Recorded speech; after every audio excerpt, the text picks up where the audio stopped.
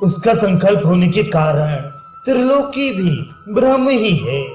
इसका प्रतिपादन श्री वशिष्ठ जी कहते हैं, रघुनंदन इलावती नगरी में बैठकर राजा प्रज्ञापति पर अनुग्रह करने का जो मेरा प्रयोजन था, उसे पूरा करके उस राजा द्वारा सम्मानित मैंने स्वर्गलोक में जाने के लिए आकाश मार्ग का आश्रय लिया।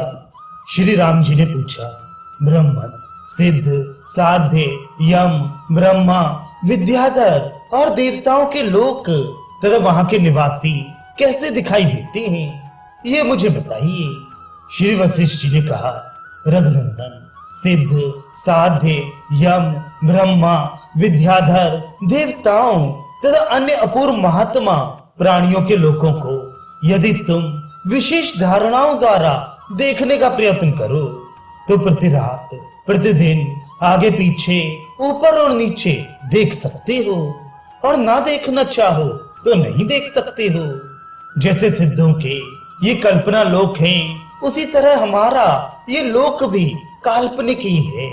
सिद्धों ने लोकों की रचना करके अपने संकल्प से उन सबको स्थिर कर लिया है। सारा जगत सदा निराकार, निर्विकार, शांत स्वरूप चिदाकाशी है। जिसने जैसा दृढ़ निश्चय किया, उसकी दृष्टि में ये वैसा ही प्रतीत होता है, उससे भिन्न प्रकार का नहीं।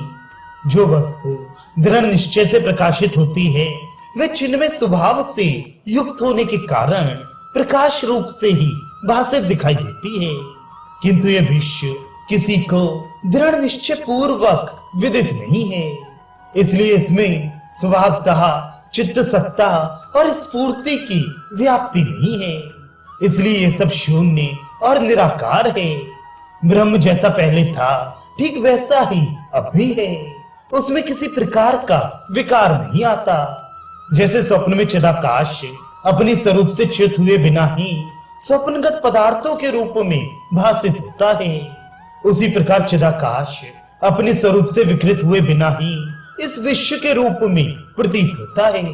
वे इस विश्व विवर्त का अधिष्ठान ही है, ना तो कारण है और ना विकारी है। संकल्प में चित्त जैसे आकार की कल्पना करके पर्वत आदि की लीला से उदित होता है, वास्तव में ना वे पर्वत है और ना वे आकाश है। उसी तरह ब्रह्म में जगत की स्थिति है। ब्रह्म ही जगत के रूप में प्रतीत होता है। ब्रह्म से भिन्न जगत की कोई सत्ता नहीं है। परम बुद्धिमान जीवन मुक्त महात्मा सब प्रकार की चेष्टाओं से विरत होते हुए भी कठपुतलियों के समान व्यवहार करते हुए से प्रतीत होते हैं। जैसे संकल्प नगर निरंकार होता हुआ भी चित्त के समक्ष साकार सा स्थित होता है, उसी प्रकार ब्रह्म में स्थित ये जगत निराकार होने पर भी साकार सा दिखता है, परंतु वास्तव में निराकार ही है। ये तीनों लोक चिरकाल से अनुभूत और अर्थ क्रियाकारी होने पर भी स्वप्न नगर के समान निराकार तथा शून्य ही है। चिरकाल से पुरुष के नित्य अनुभव में आने पर भी ये जगत रूपी पदार्थ उसी तरह कुछ भी नहीं है। जैसे स्वप्न में ही अपना मरण, स्वप्न में मरे हुए पुरुष को अपना दाह संस्कार भी होता दिखाई देता है, वह असत होकर भी सत्सा भासित है। उसी तरह परब्रह्म परमात्मा में दिखने वाला जगत भी असत ही है, किंतु भ्रम से सत्सा प्रतीत होता है। रघुनंदन, ब्रह्माकाश चिन्मय होने के कारण स्वयं ही अपने को मैं अहंकारात्मक समष्टि रूप हिरण्यगर्भ हूँ ऐसा अनुभव सा करता है।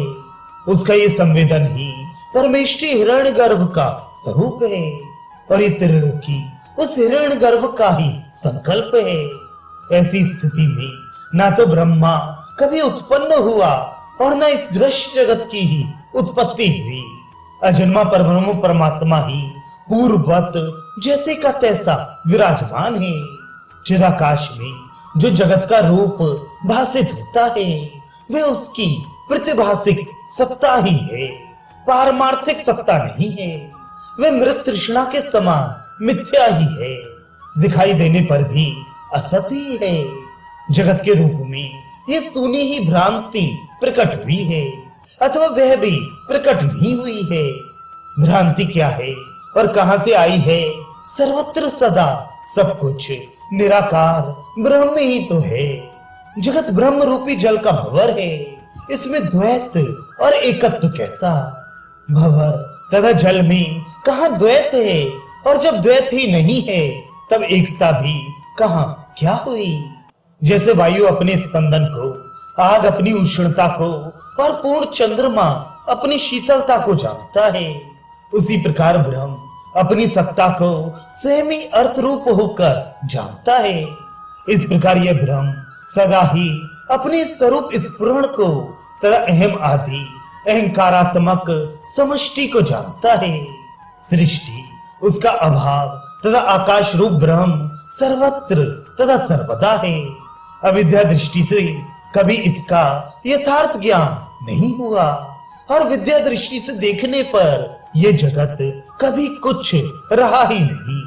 श्री राम बद्ध पुरुष की दृष्टि से ब्रह्म सदा त्रिभुवन सा भासित होता है, किंतु मुक्त की दृष्टि से ये सब शांत एवं संब्रह्म ही है।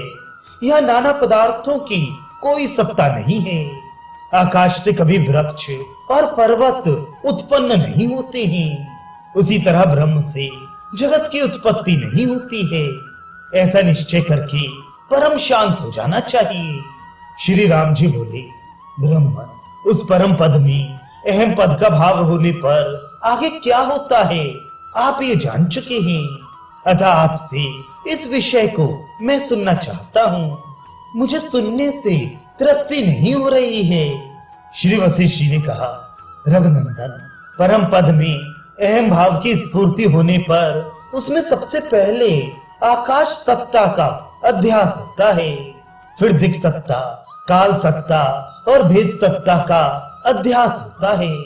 जब आत्मा को देह आदि में अहम का भान होता है, तब देह से भिन्न स्थल में यहां मैं नहीं हूं इसका भी अवश्य भान होता है। ये देशकृत परिच्छेद कहलाता है। इस रीत से आत्मा ही नाना प्रकार का कालकृत और वस्तुकृत परिच्छेद स्वीकार करके बिना क्रम के ही द्वैत रूप होकर आकाश में उदित होता है।